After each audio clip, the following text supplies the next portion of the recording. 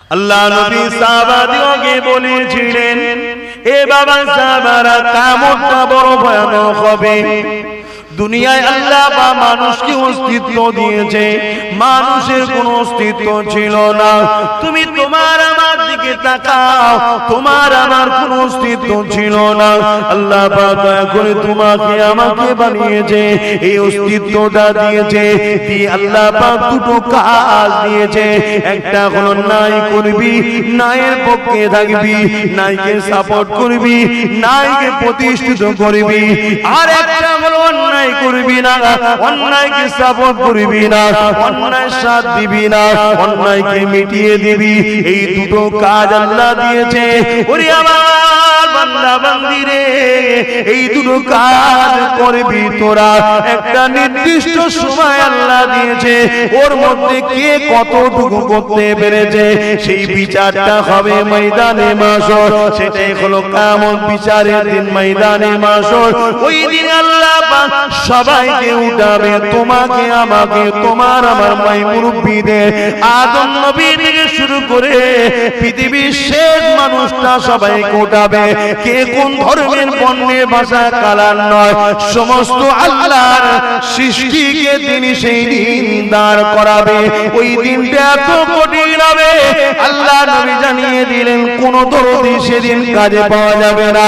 একমাত্র সেদিন তোমার আমার আপন হবে। আল্লাহ নবী ও নবীর প্রকৃত আশিক কোন তোমার আমার কাজে লাগবে। আর কিয়ামতের দিনে কেউ কারো হবে না, না বাপ ছেলের হবে, না ছেলে বাপের হবে। কিয়ামতের দিনে না মামির হবে, না মেয়ে মায়ের হবে। কিয়ামতের দিনে দুনিয়ার নেতারা না প্রজাদের হবে, না প্রজারা নেতাদের হবে। কিয়ামতের দিনে শ্বশুর শাশুড়ি না জামাইয়ের হবে, না জামাই শ্বশুর শাশুড়ির হবে। কিয়ামতের দিনে সবাই একটা কথা বলবে, নাফসি, আমার কি হবে উপায়, আমার কি হবে উপায়, আমার কি হবে উপায়, আমার কি হবে উপায়। ওই দিনে যিনি তোমার আমার কথা বলবে, তিনাকে বন্ধু করে নাও, তিনাকে মেনে নাও, তিনাকে আপন করে নাও, তিনার সঙ্গে সম্পর্ক জুড়ে দাও, তিনাকে একমাত্র নেতা লিডার বলে মেনে নাও। তিনি অন্য কেউ নয়, তিনি আমিনাল্লাহ আব্দুল্লাহ দুলাল মুহাম্মদ রাসূল।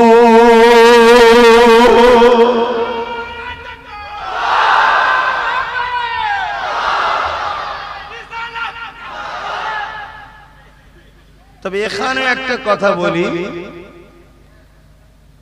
আল্লাহ ওয়ালারাও কিন্তু তোমাদের আপন, সেটাও রাসূলুল্লাহর খাতিরে তারা সুযোগ পাবে তোমাদের জন্য শাফাআত করা। তাদের সঙ্গে বন্ধুত্ব করো, আল্লাহ ওয়ালাদের বাচ্চাদের সঙ্গে জুড়ে থাকো। আল্লাহ নবী সাহাবাদিওকে বলেছিলেন, এ বাবা সাহাবারা, কিয়ামতটা বড় ভয়ানক হবে। দুনিয়ায় আল্লাহ বা মানুষকে অস্তিত্ব দিয়েছে, মানুষের কোনো অস্তিত্ব ছিল না। তুমি তোমার আমার দিকে তাকাও, তোমার আমার কোনো অস্তিত্ব ছিল না। আল্লাহ পাক দয়া করে তোমাকে আমাকে বানিয়েছে, এই অস্তিত্বটা দিয়েছে। দিয়ে আল্লাহ পাক দুটো কাজ দিয়েছে, একটা হলো নাই করবি, নাইয়ের পক্ষে থাকবি, নাইকে সাপোর্ট করবি, নাইকে প্রতিষ্ঠিত করবি। আর একটা হলো অন্যায় করবি না, অন্যায়কে সাপোর্ট করবি না, অন্যায় সাথ দিবি না, অন্যায়কে মিটিয়ে দিবি। এই দুটো কাজ আল্লাহ দিয়েছে। ওরে আমার বান্দা বান্দি রে, এই দুটো কাজ করবি তোরা। একটা নির্দিষ্ট সময় আল্লাহ দিয়েছে, ওর মধ্যে কে কতটুকু করতে পেরেছে সেই বিচারটা হবে ময়দানে মাশর। সেটাই হলো কিয়ামত বিচারের দিন, ময়দানে মাশর। ওই দিন আল্লাহ পাক সবাইকে উঠাবে, তোমাকে আমাকে, তোমার আমার মাই মুরব্বিদের, আদম নবী থেকে শুরু করে পৃথিবীর শেষ মানুষটা সবাইকে উঠাবে। কে কোন ধর্মের বর্ণ অন্য ভাষা কালার নয়, সমস্ত আল্লাহর সৃষ্টিকে তিনি সেই দিন দাঁড় করাবে। ওই দিনটা এত কঠিন হবে, আল্লাহ নবী জানিয়ে দিলেন কোন দরদি সেদিন কাজে পাওয়া যাবে না, একমাত্র সেদিন তোমার আমার আপন হবে। আল্লাহ নবী ও নবীর প্রকৃত আশিক কোন তোমার আমার কাজে লাগবে। যারা হলো আল্লাহওয়ালা, আমরা তো এখন তাদের ঘরে ছেড়ে দিচ্ছি অনেক মানুষ, আলহামদুলিল্লাহ আপনারা ছাড়েন না, অনেক আমার মুসলিম ভাইরা ছেড়ে দিচ্ছে। কিসের জন্য? সামান্য দুনিয়ার স্বার্থে। এক কথাই জাহান্নামে যাওয়ার জন্য আল্লাহ ওয়ালাদেরকে ছাড়ছে। যে কাজগুলোর কথা বললাম এগুলো করলে জাহান্নাম যাওয়া যাবে না, যাবে না।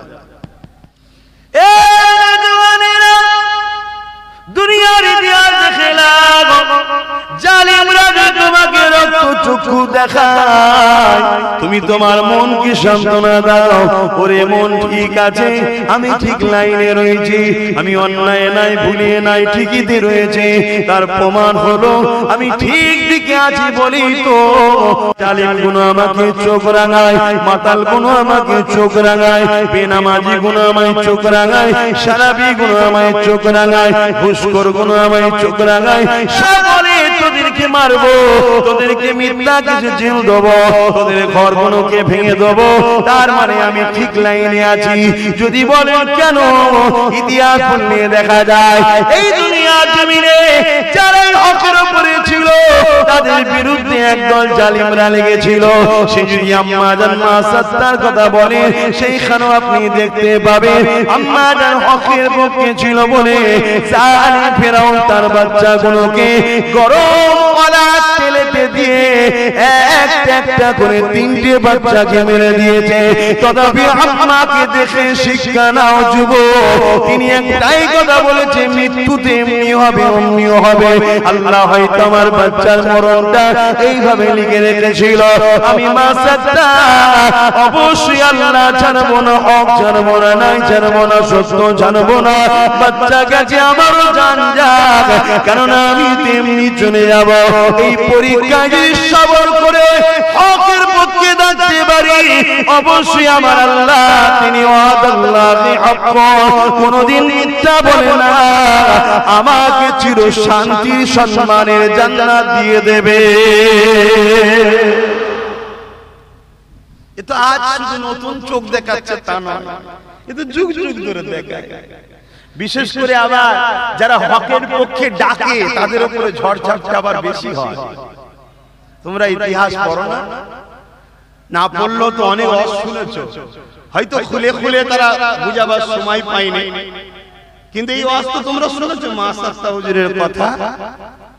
বা হকের পক্ষে যারা ডাকে তাদের উপরে বেশি জুলুম হয়। ইতিহাস কি জানো না? হযরতে জাকারিয়া আলাইহিস সালাম হকের পক্ষে মানুষকে ডেকেছিল বলে করা সমেত টুকরো করে দিয়েছিল, গাছ সমেত টুকরো করে দিয়েছিল।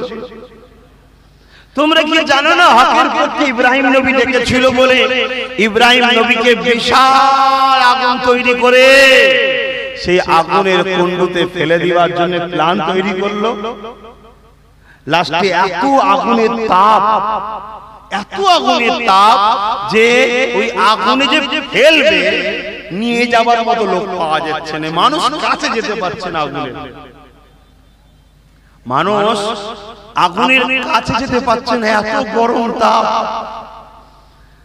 ইবলিস শয়তান চলে এলো, পাগড়ি টাগড়ি মাথায় টুপি দিয়ে বড় জুব্বা লাগিয়ে, আহা বড় জুব্বা যেমন সুন্নতি লেবাস, আল্লাহ ওয়ালাদের যেমন ইউনিফর্ম, এই ইউনিফর্ম পরেই কিন্তু মানুষকে আবার ধোঁকাও দেওয়া হয়। তাই আপনাদের ঘরে বসে বসে ভাবতে হবে যে জুব্বাওয়ালা নবী দেখাচ্ছে না নবী থেকে সরাচ্ছে। যদি দেখিয়ে থাকে তাকে জানবে আশিকে রাসূল ধরো, আর যদি সরাচ্ছে তাহলে জানবে গোস্তাকে রাসূল ছাড়ো। কথা বুঝছেন? ইবলিস শয়তান এসে বললে এক কাজ করো, অনেক বড় কথা ভাই, আমি মেন জায়গাটা বলছি, চরকি তৈরি করো, বা ওই যে ঘুরিয়ে ঘুরিয়ে ফেলে যেটা, দুধ থেকে ঘুরিয়ে টান মেরে ছুঁড়ে ফেলে দাও ইব্রাহিমকে আগুনে। ইব্রাহিম নবী সব শুনছে, আগুনের তাপটা দেখছে, মাঝে মাঝে আগুনের ফুলকি টিকা উঠছে, বিশাল বড় বড় শেখা উঠছে, বড় বড় লম্বা লম্বা জিভ বার করছে আগুন। দেখেন না চুলোতে ছোট ছোট হয় বড় হচ্ছে। এই দৃশ্য দেখছে না ইব্রাহিম নবীর পাশে কোনো লোক ছিল না, ইব্রাহিম নবীর পিছনে দল কোন দাঁড়িয়ে ছিল না, ইব্রাহিম নবীর পিছনে কোন জনসমুদ্র ছিল না, ইব্রাহিম নবী আহা পরিবারের কেউ তখন তার সামনে দাঁড়িয়ে ছিল কেউ না। এইরকম একটা সমস্যা লাগত দুলনাতে কি বলে চরকিতে যেটা ছুঁড়ে ফেলা হবে তুলা হয়েছে, এবারে দুলা দিয়ে ফেলা হবে। ঠিক এরকম একটা টাইমে যুবক শোনো শোনো শোনো, হযরতে জিবরাইল আলাইহিস সালাম এসে বলছেন, ও হযরতে নবী ইব্রাহিম আলাইহিস সালাম, কঠিন পরিস্থিতি, নমরুদ এক্ষুনি আপনাকে আগুনে ফেলবে, আমি কি কিছু হেল্প করব আপনার? আপনি যদি বলেন একটা ঝাপটা মারবো সব এক্ষুনি লন্ডভন্ড করে দেবো। আল্লাহ ফারিস্তাদের ক্ষমতা দিয়েছেন না তাই না? বলুন কিছু করব? আব্বাজান কি বলেছিলেন? এইরকম একটা নাজুক সময় আমাদেরই তো বাপ, আপনাদেরও আব্বাজান জানেন তো নাকি? আপনাদেরও আব্বা, মুসলিম জাতির পিতা হযরত ইব্রাহিম খলিলুল্লাহ, আপনারা কত সম্মানীয় ঘরের সন্তান ভাবুন। ভাইরা আমার, আমাদের প্রেম কত হালকা দেখুন। ইব্রাহিম আলাইহিস সালাম যখন এই কথা জিবরাইল বলছে যে বলুন আমি কি হেল্প করব, সব লন্ডভন্ড করে দেব, একটু বলুন, আপনি শুধু একবার বলুন। ইব্রাহিম নবী বলেছেন, হে জিবরাইল ভাই, খুব কঠিন সময় চলছে, আমার মালিক আমাকে পরীক্ষা নিচ্ছে, আমি তো তাকে ভালোবাসি, তার পক্ষে আছি, তাই তো নমরুদ আমাকে জুলুম করছে। আমার মালিক দেখছে যে আমার ইব্রাহিম আমার পক্ষে থেকে আগুনে যাওয়ার জন্য আমার পক্ষে থাকে না আমায় ছেড়ে দেয়। এই জিবরাইল শোনো, এরকম লাজুক সময় তুমি আমায় ডিস্টার্ব করো না, আমার মালিক সব দেখছে, তিনি আমার জন্য যথেষ্ট। যদি ওই আগুনে গিয়ে প্রেমের পরীক্ষা দিতে হয়, আমি আমার আল্লাহর জন্য একবার নয় 1000 বার আগুনে পুড়তে রাজি, আল্লাহর পক্ষ ছাড়তে রাজি নয়। জোরে বলুন সুবহান। আজকে আমরা কি করছি? এগুলো বলার উদ্দেশ্য একটা, যাতে আমাদের ঘরের যুব সমাজ একটু ভাবে যে আমার মালিক না হয় আমাকে একটু গরিব বানিয়েছে, আমার মালিক না হয় আমাকে একটু দুর্বল করেছে, না হয় আমার মালিক আমায় চাষি বানিয়েছে, না হয় আমার মালিক আমাকে একটু খেটে খাওয়া দিন মজুরি বানিয়েছে। আমি কখনো অন্যায়ের পক্ষপাতিত্ব নিতে পারি না, পারি না, পারি না, পারি না। এটাই তো আমাদের ভাবা দরকার। তাতে যদি আমাকে জেনে যেতে হয়, আমার মনের মধ্যে তো একটা প্রতিজ্ঞা থাকা দরকার। আল্লাহ নবী জানিয়ে দিয়েছে, মুমিনদের জন্য দুনিয়াটাই তো জেলখানা, আমি তো অলরেডি জেলখানাতে আছি, অর্থাৎ দুনিয়াতে সব শান্তি লোভ লালসা আমাদের জন্য নয়, কারণ আমাদের মৃত্যুর পর থেকেই শুরু হবে। এই যুবকেরা, এটা তো আল্লাহ পাকেরই মর্জি, তিনি আমাদের ঘরে বিভিন্ন দিক দিয়ে পরীক্ষা নেয়। আমাদের প্রেমটা কি এতটা কমজোর হয়ে গেল? এদিকেও আমাকে সামান্য অভাবী সংসারে এমন সময় হারামের কেউ যদি 500 দেয়, হারামের যদি কেউ 100 দেয়, হারামের কেউ যদি 1000 দেয়, হারামের কেউ যদি টাকা বন্ধন লোনে দেয়, আমার প্রেম কি এতটা কম? আমি খোদার জ্বালাটাকে সহ্য করতে পারবো না, আমি আমার আল্লাহর জন্য কি রোজা রেখে কাটাতে পারবো না? কেন আমি হারাম খাবো?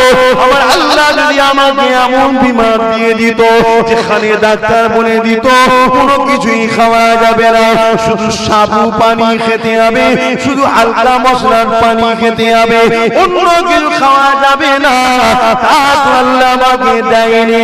আল্লাহ না একটু পরীক্ষা নিচ্ছে, সে যদি আমাকে সুখিয়ে রেখে খুশি হয়, আমি তার খুশির জন্য শুকাতে রাজি আছি।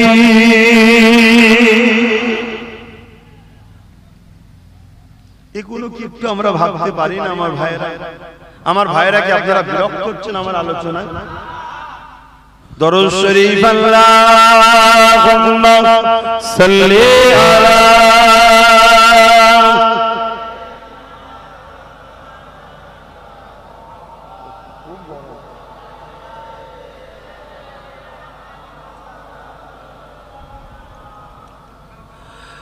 তুমি শরীকহীন, তুমি মহান, বিশ্বে মালি তুমি ওগো দয়াবান, তুমি শরীকহীন তুমি মহান, বিশ্বে মালি তুমি ওগো দয়াবান। এখনো গফার তুমি, এখনো সাতার, হাসুরের দিনে তুমি হইবে কাহার।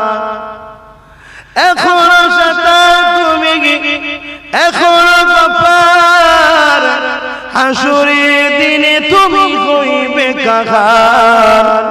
ওই দিন নেবে তুমি সত্য প্রমাণ, সেই দিন নেবে তুমি সত্য প্রমাণ। বিশ্বে মালিক তুমি ওগো দয়াবান, তুমি শরীকহীন তুমি মহান, বিশ্বে মালিক তুমি ওগো দয়াবান।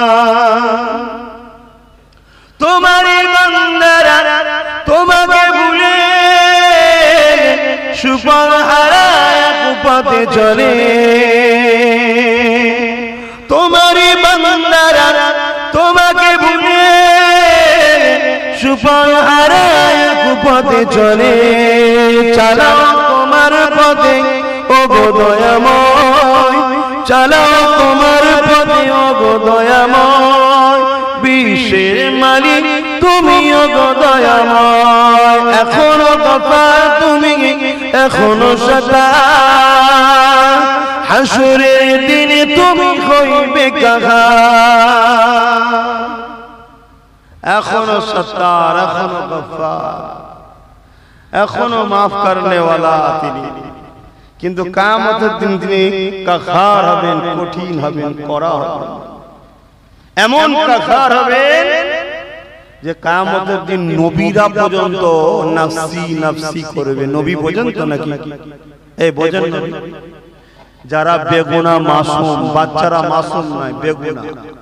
নবীরা হলো বেগুনা এবং মাসুম, অর্থাৎ গুনাহ হবে না যাদের দ্বারা, সেইভাবেই তৈরি তেনারা।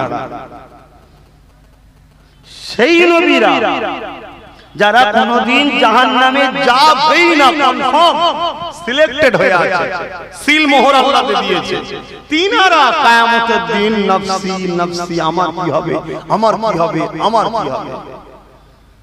এবং আল্লাহ পাকের সেদিন যে কাহার মিজাজ থাকবে কুদরতি, সবাই থরথর করে কাঁপবে। মানুষজন যাবে যে হুজুর ও মুসা আলাইহিস সালাম আমার জন্য একটু আল্লাহকে বলুন না, বিচারটা যেন আল্লাহ করে আমাদেরকে একটু রেহাই দেয়। মুসা সাল্লাম বলবেন নফসি নফসি, আমি আমার চিন্তা আছে, আমার কি হবে। শুনছেন? ঈসা আলাইহিস সালাম যাকে আল্লাহ বলেছেন রূহুল্লাহ, আমার রূহ, অর্থাৎ আল্লাহর সৃষ্টি, আল্লাহ বলছেন আমার রূহ, এত ভালোবেসেছে। মরা মানুষের কাছে যখন বলে কুম বিইজনিল্লাহ, এই আল্লাহর হুকুমে, সঙ্গে সঙ্গে দাঁড়িয়ে যে নবী ঈসাকে সালাম দিত। জোরে বলুন সুবহানাল্লাহ। একদিন রাস্তা দিয়ে যাচ্ছে, মরা খুলি পড়ে আছে, মাথার খুলি পড়ে আছে। ঈসা আলাইহিস সালাম বলছে আল্লাহ কি এমন কাজ করেছে, এত বেউজ্জতি। আল্লাহ বলছেন ওকে তোলো, ডাকো না।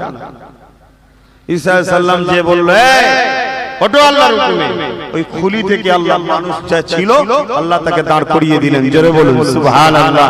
ঈসা আলাইহিস সালামকে সালাম দিলেন, বলতে লাগলেন যে কি অবস্থা হচ্ছে না হচ্ছে সব বললেন, যে আমি খুব আযাবের মধ্যে আছি। হুজুর আপনি আমার জন্য একটা কাজ করতে পারেন। কি কাজ? আল্লাহ যেন আমাকে দুনিয়ায় একটু সুযোগ দেয়, আমি আর আল্লাহ বিরোধী কোনো কাজ করব না। এ যুবক, তুমি এখনো বুঝতে পারছো না কবর আখিরাতটা কি জিনিস, এখনো বুঝতে পারছো না। সেই ঈসা আলাইহিস সালাম তিনিও খ্রিস্টানরা যাকে নবী বলে মানে, দাবি করে, অ্যাকচুয়ালি নবীর কথা শুনে নে, যেমন আমারও কওমের অনেক ছেলে মোহাম্মদ রাসূলকে মানে বলে নবীর কথা শুনে নে, ঠিক তেমনই খ্রিস্টানদের বড় অংশ একটা ঈসা আলাইহিস সালামকে শুনে না, মানে না, কিন্তু মানে দাবি করে। প্রকৃত ঈসা আলাইহিস সালামকে যদি তারা মানে, তারা মুস্তাফার গোলামরাই মানে। জোরে বলুন সুবহানাল্লাহ। আমরা সম্মান করি।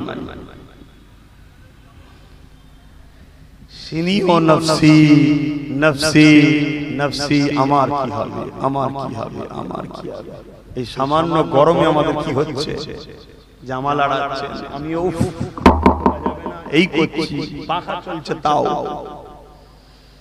এগুলো তো আল্লাহ আমাদেরকে ভাবাচ্ছে, ভাব আমি সব পারি, তোদের কোনো কিছু অস্তিত্ব ছিল না, তোদেরকে সামান্য যদি একটা বিমার দিয়ে তোরা ছটফট করিস, এত মস্তানি কিসের তোদের?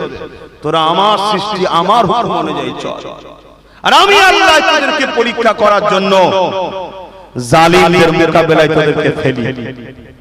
জালিমরা তোদেরকে রক্তচক্ষু দেখায়, কিন্তু তোরা ভুলে গেলি তোরা কি আমার কাছে বেশি প্রিয় হুসাইনের থেকে?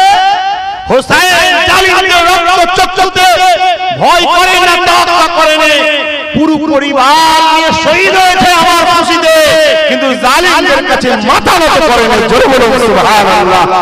আরো জোরে বলে নারে তাকবীর। ইমাম আযম আবু হানিফাকে মিথ্যাভাবে জোর করে জেলে ভরা হয়েছিল, জানেন না ইতিহাস? কেন? হকের পক্ষে ছিল তাই। ইমাম মালিক, নাম শুনেছেন তো? ইমাম মালিক, ইমাম শাফি, ইমাম হাম্বল, ইমাম আযম, আমার নাম শুনেন? এই যুবকরা শুনেছো তো নাকি? কি তারা কি তোমার মতো লিডার নাকি না আমার মতো লিডার? আজও ইমামে আযমকে 180 কোটি লোক মানে, কম বেশি 180 কোটি লোক ইমামকে ফলো করে, তার মতো করে নামাজ পড়ে, তার মতো করে রোজা রাখে, তার মতো করে নিয়ত করে, তার স্টাইলে চলে। অর্থাৎ তিনি রাসূলকে যেভাবে ফলো করেছেন সেটা আমাদেরকে দেখিয়েছেন। 180 কোটি এত বড় লিডার, তিনাকে জেলে ভরে তেনার উপর জুলুম করা হলো। ইমাম মালিক, কত বড় ইমাম, মদিনা শরীফ থেকে বাইরে যেত না। কেন? ওনার মনে শখ ছিল আমি যেন মদিনা শরীফে ইন্তেকাল করি। কেন? মদিনায় ইন্তেকাল করা মানে ঈমান। সে যত বড়ই পাপী হোক, ঈমান যদি থাকে তার বেড়া পার। জোরে বলুন সুবহানাল্লাহ। এটা নবীর শহরের বরকতের খাতিরে, নবীর শহরের বরকতের খাতিরে। আচ্ছা, নবীর শহরের বরকত যদি এত হয়, কেন এত? নবী মদিনাকে ভালোবাসে তাই। তাহলে আমাদের কাউকে যদি নবী ভালোবাসে, তাহলে আমাদের বুঝতে পারছেন না, পারেন না। তা আল্লাহ ওয়ালাদের ঘরে নবী ভালোবাসে না বাসে না? যদি শহরকে ভালোবাসে এত বরকত হয়, ওই শহরে ঈমান নিয়ে যত পাপী হোক না কেন যদি মারা যায়, তার যদি বেড়া পার হতে পারে, আল্লাহ ওয়ালাদেরকে যদি ভালোবাসা যায়, যদিও ভুল হয়ে যায়, আল্লাহ ওয়ালার খাতিরে বেড়া পার হওয়া যেতে পারে না, পারে না? জোরে বলুন পারে না, পারে না? তোমরা আল্লাহ ওয়ালাদের বন্ধু না দুশমন? আমার কথায় বেজার হচ্ছে, কারণ আপনারা অনেক কষ্ট পেয়েছেন, কিন্তু এই কষ্টটা কার জন্য হচ্ছে? এই কষ্টটা কার জন্য হচ্ছে? আল্লাহকে প্রেম করার জন্য হচ্ছে। তুমি ভাবতে পারো আল্লাহ তোমায় প্রেম করি তাও কষ্ট। হ্যাঁ, আল্লাহর প্রেমের স্টাইল আলাদা। কেউ আল্লাহকে জিজ্ঞেস করেছে, আল্লাহ দুনিয়ায় যদি কেউ কাউকে ভালোবাসে, দুনিয়ায় যদি কেউ কাউকে ভালোবাসে, সে কি করে ভালো থাকবে, কি করে সুখে থাকবে, তার কি করে খুশি হবে, আনন্দ হবে, এইভাবে। আর তোমাকে যে ভালোবাসে তুমি তাকে বেলাল বানাও কেন? তোমাকে যে ভালোবাসে তাকে তুমি হযরতে খাব্বাব বানাও কেন? তোমাকে যে ভালোবাসে তুমি তাকে কেন পেটে 3 দিন পাথর বাঁধাও? আমার রাসূল পেটে 3 দিন পাথর বেঁধেছিল, জানেন না? আমার আল্লাহ উত্তর দিচ্ছে, দুনিয়ার প্রেমটা হলো কিছুক্ষণের স্বার্থের জন্য, আর আমার প্রেমটা হলো আমি দুনিয়াকে দেখিয়ে দিই আমার প্রেমিক যারা হয়, আমার প্রেমে সমস্ত শক্তির মোকাবেলা করে, সমস্ত কষ্টের মোকাবেলা করে। আমার প্রেমের থেকে কোনো কষ্ট ওদের কাছে আগে হয় না, আমার প্রেমটা আগে। আমার প্রেমের কাছে কোনো কষ্ট ওদেরকে পরাজিত করতে পারে না। এটার প্রমাণ একটা করে দিই, জোরে বলুন সুবহানাল্লাহ। আর এই প্রমাণটা নিয়ে নিবার পরে, আমি ওকে বাঁচিয়ে নিবার পরে, ওকে আমার প্রেমিক হিসাবে তুলে নিয়ে আসি, নিয়ে যখন ময়দানে মাশরে বেলালকে বলবো তুই মুহাম্মদ রাসূলের আগে জান্নাত ঢোক, তখন যেন কেউ না বলে ওগো আল্লাহ ওই কালো মতো লম্বা লোকটাকে কেন আগে জান্নাত দিলে? তখন আমি বলবো দুনিয়ার ইতিহাস পড়িসনি? বেলাল যখন বলতো আল্লাহ, আবু জেহেল তখন রডের গরম ছেঁকা দিত, বেলাল তথাপিও বলতো আল্লাহ। জোরে বলুন সুবহানাল্লাহ। কিয়ামত বড় কঠিন। দুনিয়ার এই সামান্য তাপ সহ্য করতে পারিনি, দুনিয়ার এই সামান্য গরম সহ্য করতে পারিনি, দুনিয়ার সামান্য আগুন সহ্য করা যায় না, দুনিয়ার সামান্য জালিমের জুলুম সহ্য করতে পারি না।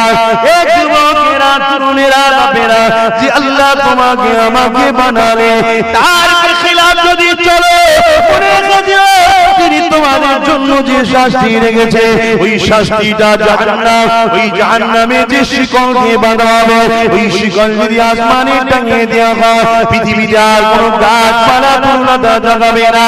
তুমি চাই খাও, যে তোমাকে বানালো তার বিরোধী করে তুমি শাস্তি পাবে না, এটা ভাবছো কেন? দুনিয়ায় আজ তোমাকে যারা চোখ দেখায়, তোরা যদি আমাদের না হস মারবো, তোরা যদি আমার পাশে না থাকিস ঘর ভেঙে দেবো, তুই যদি আমার পক্ষে না থাকিস তোকে মিথ্যা কেস দেবো। তুমি এর সৃষ্টি নয়, এ তোমাকে খাওয়াইলে উপরন দিয়ে তোমাকে লোটে লোটে লোটে, এরপরও যদি তুমি এর না হও, এ যদি তোমাকে জেল শাস্তি দেবে বলে, তোমার মালিক তিনি তোমাকে সৃষ্টি করেছে, তিনি তোমাকে কত সুন্দর করে বানিয়েছে, তিনি তোমাকে কত সুন্দর সম্মান দিয়েছে, সেই মালিকের দিনের বেখিলাফে তুমি কি করে আশা করতে লেগেছো আমি জান্নাত পেয়ে যাব, আমি নিরাপদ পেয়ে যাব? ভুলো না যুবক কোন জায়গায়, তাই এখনো সময় আছে পরিবর্তন হয়, নিজের পায়ে নিজে দাঁড়া, নিজের ঐক্যবদ্ধ হয়, কারণ আগামী দিন আমাদের যে সময় আসছে আমরা কোন রকম যদি ইমানটাকে নিয়ে চলে যেতে পারি, আমাদের বাচ্চাগুলো ইসলাম পাবে না, আমাদের বাচ্চাগুলো দ্বীন পাবে না, আমাদের বাচ্চাগুলো ঈমান পাবে না। কারণ একদল জালিম আগেও ছিল, আগেও আছে, তারা সর্বসময় চেষ্টা করছে কি করে আল্লাহ থেকে নবীর থেকে আমাদেরকে দূরে সরিয়ে দেওয়া যায়। কারণ তারা জানে ইবলিসের দলের চালা তারা, ইবলিস কোনোদিন চায় না আদম নবীর সন্তানগুলো আল্লাহ পাকের জান্নাতে যায়। এই জায়গায় আমাদের যে কাজ আল্লাহ দিয়েছে, কাজ হলো ন্যায়ের পক্ষে থাকো, ক্ষমতা থাকলে হাত দিয়ে লড়াই করে থাকো, যদি হাতে ক্ষমতা না থাকে জবানে তার প্রতিবাদ করে থাকো, যদি তাও না থাকে কেউ যদি প্রতিবাদ করে তাকে সাপোর্ট করে থাকো, তাহলে তোমারও প্রতিবাদের সঙ্গে শামিল হয়ে হকের পক্ষে থাকা প্রমাণ হয়ে যাবে, আল্লাহ পাক তোমার উপরে রাজি খুশি হয়ে যাবে। হয়তো দুনিয়া জমিনে একটু ঝড় ঝাপটা আসবে, কিন্তু তোমরা যদি রাতারাতি ঐক্য হয়ে যাও, বলে দিয়ে যাও এমন কোনো মায়ের লাল না যে তোমাদের মোকাবেলায় দাঁড়াতে পারবে।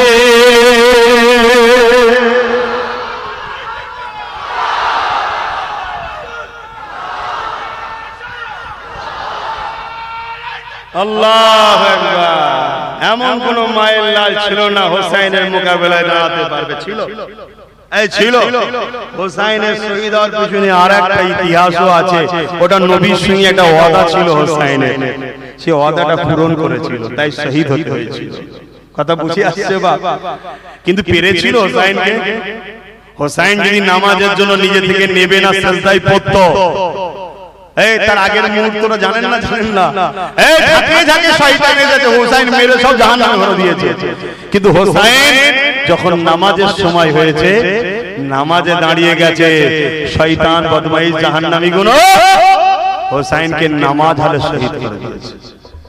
নাহাই ও আলীর ফোন, ফাতেমা হুজুরের স্তন পান করা সন্তান, ওকে কে নত করবে? কথা বুঝে আসছে না?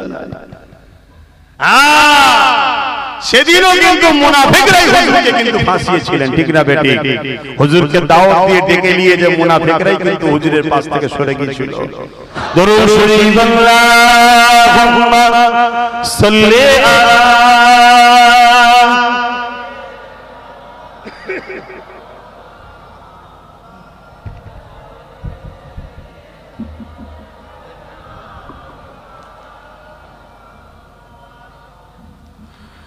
रातें भी मदीने की, बातें भी मदीने की, रातें भी मदीने की, बातें भी मदीने की, जीने में जीना है क्या बात है जीने की, जीने में जीना है क्या बात जीने की।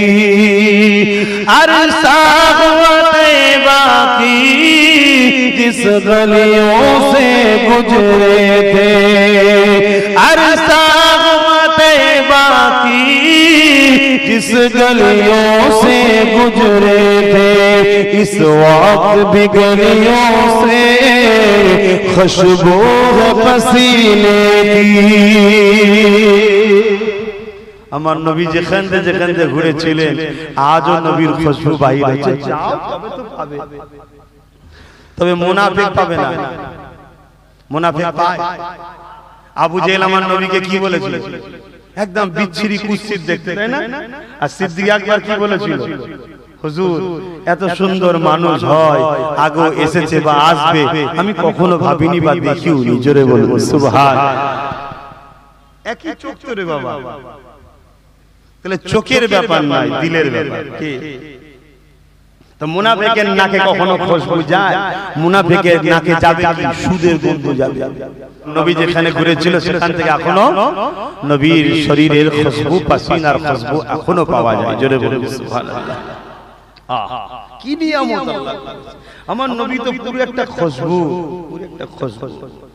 আমার নবী দুনিয়ার বাদশা হাবিবুল্লাহ যখন তিনার আম্মাজান গোসলখানায় ঢুকতেন, গোসলখানায় হাম্মাম গোসলখানায় ঢুকতেন, গোসল করে যখন বাইর হতেন, পরে যখন কোন নারী ঢুকতো সে ঢুকে বলতো আমি যেন পুরো আতরের কোন ফ্যাক্টরিতে যেন ঢুকলাম, মনে হচ্ছে পুরোটা আতর ভর্তি। জোরে বলুন সুবহানাল্লাহ। একদিন রাসূল পাক সাল্লাল্লাহু আলাইহি ওয়াসাল্লামের আম্মাজানকে তিনার শ্বশুর জিজ্ঞেস করছে, মা এই খুশবু কি ব্যাপার? হুজুরের আম্মাজান থুতু ফেরে বলছে, দেখুন আমার থুতু থেকে খুশবু, এই খুশবু আমার পেটে যেটা আছে ওইটার। জোরে বলুন সুবহানাল্লাহ। সেই নবীর কাছে যান। তাই আসো মক্কা মদিনা যাবার নিয়ত তাহলে সমস্ত যুবক করছো তো। গত বছর এই সামনে যে রোজার মাস আসছে, এই রোজার মাসে সারা বছরের ইনকামের হিসাব হয়, তাই তো নাকি? করো তো নাকি? করে যাকাত দিতে হয়। এই রোজার মাসে গত বছর রোজার মাসের থেকে যদি আরো 1.5 লাখ টাকা বেশি দেয় তাহলে হজে যাবে, উমরায় যাবে? কি বলবেন? হ্যাঁ কি না? আমি খাস করে দোয়া করবো তাহলে। পাক্কা নিয়ত বলো, আর না প্লেনে ফেলেনে গিয়ে বাবা কোথাও মরে যাবো, যাওয়ার দরকার নেই বাবা। নবীর দেশে যেতে গিয়ে মরণ হওয়াটাও কপালের ব্যাপার নেই, মরতে তো এমনি হবে অমনিও হবে। কত বড় কপাল করেছে আল্লাহ। নবীর এক সাহাবী ছিলেন খালিদ বিন ওলীদ, নাম শুনেছেন তো? প্রথমে নবীর বিরুদ্ধে ছিল, এখানেও আলহামদুলিল্লাহ আমি বলবো আজকের দিনে আমার অনেক ভাই ছিল যারা প্রথমেই নবীর গোলামদের বিরুদ্ধে ছিল, আলহামদুলিল্লাহ আজকে সব পরিবর্তন হয়েছে। এটাই হলো আমাদের দরকার। ভুল হতে পারে, পরিবর্তন হবে। যারা পরিবর্তন হয়েছে আমি দোয়া করি আল্লাহ তোমাদের ঘরে মরণ পর্যন্ত আমার রাসূলের দ্বীনের উপরে কায়েম মাকাম করে দিক। বলুন আল্লাহুম্মা আমিন। আমার রাসূলের আওলাদের খানদানের সঙ্গে তোমাদের শেষ জীবন পর্যন্ত উঠা বসার সম্পর্ক আল্লাহ করে দিক। বলুন আল্লাহুম্মা আমিন। হতে পারে মানুষ ভুল বুঝতে পারে, কিন্তু সমালোচনা কোনোদিন করতে যাবে না, ক্ষতি হয়ে যাবে, অনেকের ক্ষতি হয়ে যাবে। খালিদ বিন ওলীদ তিনি প্রথম আমার রাসূলের বিরুদ্ধে ছিলেন, আমার নবীর বিরুদ্ধে লড়াই করেছেন উহুদের ময়দানে। আমার নবীর চাচাজান সহ বহু সাহাবারা শহীদ হয়েছিল খালিদ বিন ওলীদের নেতৃত্বে। কিন্তু আল্লাহ পাকের মর্জি, তিনি পরিবর্তন হয়ে গেলেন। পরিবর্তন হয়ে গেলেন হওয়ার পরে প্রচুর রাসূলুল্লাহর হয়ে হকের পক্ষে অন্যায়ের বিরুদ্ধে সংগ্রাম করেছেন প্রচুর। আর উনি যেখানে নেতৃত্ব দিতেন আল্লাহু আকবার, সেখানে উনি জয় হতেন। জোরে বলুন সুবহানাল্লাহ। এবং ওনার নাম হয়ে গেল সাইফুল্লাহ, আল্লাহর তরোয়াল। একদিন উনি বিছানায় শুয়ে আছেন, মৃত্যুর বিছানায় শুয়ে আছেন, ইন্তেকাল করবে। স্ত্রীকে ডেকে বলছে, স্ত্রী আমার বড় আফসোস, আমি শহীদ হতে পারলাম না। কি হতে পারলাম না? শহীদ হতে পারলাম না। আমি তো চলে যাবো, সময় হয়ে গেছে। তুমি আমার চেহারায় দেখো, আমার জামা খোলো, দেখো কোন জায়গা তরোয়াল, বল্লম, তীর বা কোন অস্ত্রের আঘাত নেই, এমন কোন জায়গা বার করতে পারো কি? স্ত্রী খুলে বলছে, আল্লাহর কসম, এমন কোন জায়গা নেই যেখানে আপনার বল্লম বা তীর বা কোনো কিছুর আঘাত নেই, এমন কোন জায়গা নেই। কোন না কোন জায়গায় হয় তরোয়াল নাই, তীর নাই, বল্লমের আঘাত। মানে এত হকের হয়ে লড়াই করেছে, দুশমনের এত আঘাত হয়েছে ওনার উপরে, তথাপিও এত আঘাত হয়ে আমি শহীদ হলাম না, এটাই আমার আফসোস। তো তোমার কপালে শহীদ আছে, তুমি ভাবছো একটা সামান্য আঘাত লাগবে ওর কপালে থাকলে চলে যাবে, তোমার উপরে 1000টা আঘাত হলেও তুমি বেঁচে থাকবে। সবটা কার হাতে? তুমি আফসোস করে বলছেন, না জানি কোন এমন কর্মের ফলে যে আল্লাহ আমাকে এই নিয়ামতটা দিল না। তখন ওনার স্ত্রী বলছে, আফসোস করবেন না, আপনি বলুন তো পৃথিবীর কোন শক্তি আছে আল্লাহর তরোয়ালকে জমিনে ফেলতে পারবে? আল্লাহর তরোয়ালকে হারাতে পারবে? আল্লাহর তরোয়ালকে কাটতে পারবে? আল্লাহর তরোয়ালকে শেষ ভেঙে দিতে পারবে? বলছে না। বলছে আপনি তো আল্লাহর তরোয়াল সাইফুল্লাহ, আল্লাহর তরোয়ালতে আল্লাহ তার তরোয়ালকে জালিমদের কাছে কখনো ফেলে দেয়নি। জোরে বলুন সুবহান। এজন্য আপনি শহীদ হলেন। তাহলে চিন্তা করুন, এত ঘাবড়াবার কি আছে রে বাবা? তাহলে মক্কা মদিনায় যাবেন না? যাবেন না? হাত তুলে বলুন ওনাদের যাবার ইচ্ছা আছে। আল্লাহ কবুল করেন, হাত তুলে বলুন আল্লাহুম্মা আমিন, বলুন আল্লাহুম্মা আমিন। আপনারা তাই কবি বলছে তার ভাষাতে, रातें भी मदीने की, बातें भी मदीने की, जीने में ये जीना है, क्या बात जीने की। अरसा हुआ तैबा की, जिस गलियों से गुजरे थे, अरसा जिस गलियों से गुजरे थे, इस वक्त भी गलियों से खुशबू है पसीने की, इस वक्त भी गलियों से खुशबू है पसीने की। ओ अपने निगाहों से मस्ताना बनाते हैं, ओ अपनी निगाहों से मस्ताना बनाते हैं, ज़हमत भी नहीं देते मैं खर्क पीने की, ज़हमत भी नहीं देते मैं खर्क पीने की, रातें भी मदीने की, बातें भी मदीने की। तारीफ के लायक जब अल्फाज नहीं मिलते, तारीफ के लायक जब अल्फाज नहीं मिलते, तारीफ करे कोई किस तरह मदीने की। बोलुन ना सुभान अल्लाह। মদিনা শরীফের তারিফ করবে কি করে? কথাই নাই, আলফাজ খুঁজে পাচ্ছে না যে কিভাবে তারিফ করবে। কেন আমার রাসূলের পছন্দের শহর মদিনা, যে মদিনা শরীফে আল্লাহ রাসূল বলছেন ঈমানের হিফাজত মদিনায় হয়। জোরে বলুন সুবহান।